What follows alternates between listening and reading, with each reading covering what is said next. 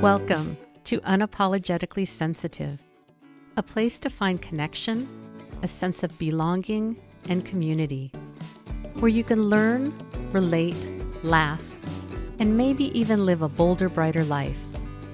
I'm your host, Patricia Young, licensed clinical social worker. The information in this podcast is not a substitute for help from a licensed mental health professional. This is a weekly podcast where we explore how sensitivity weaves itself into our lives. We talk about the richness that it adds, the strengths we have because of our sensitivity, and some of the challenges it poses as well. Sensitivity is nothing to apologize for. It's our superpower.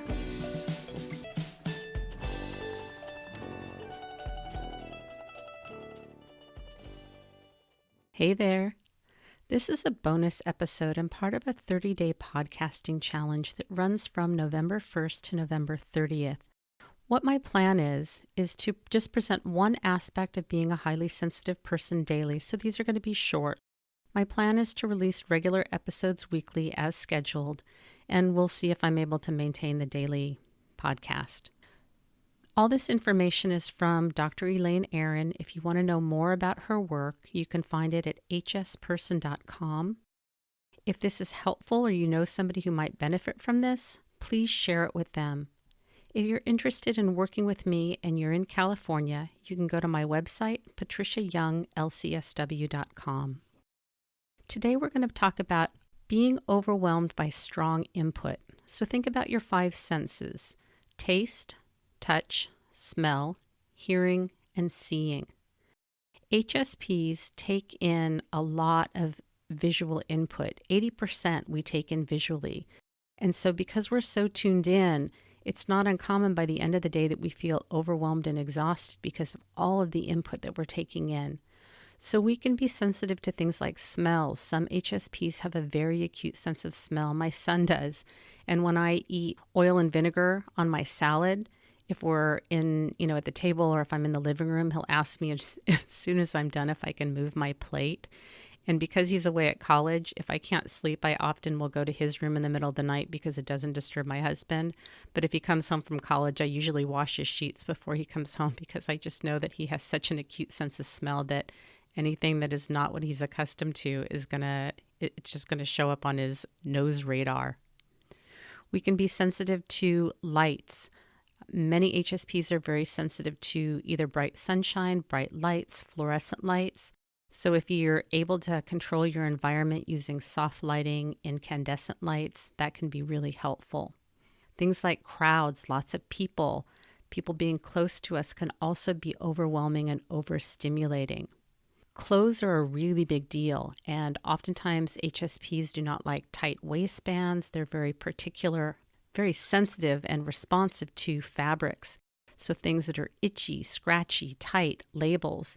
And you can see how popular this trend is because how many clothes brands now have tagless, tagless labels? I think I'm saying it wrong. But, underwear doesn't have tags in it. Lots of clothes don't have tags in them anymore because they were bugging people.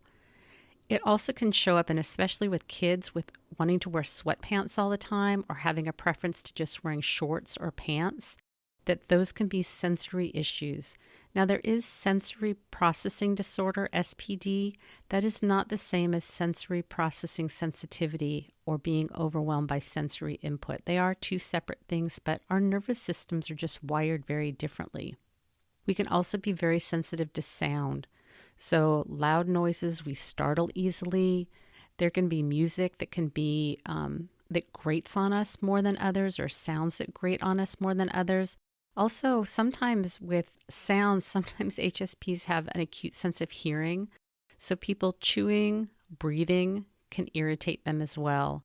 And it can be a challenge, not only for the HSP, but for the people that live with the HSP when you have somebody that's really sensitive to sound, which is why I asked in an earlier episode about editing out all of the inhales, because they can be really distracting if you're overly attuned to sound in the environment and if you are not able to tune that out and focus on what's going on because the sounds just are very strong for you.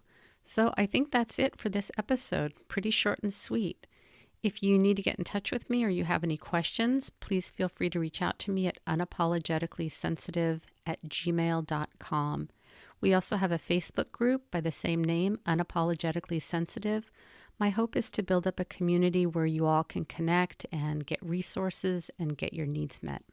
Sensitivity is nothing to apologize for. It's our superpower. Have a blessed day.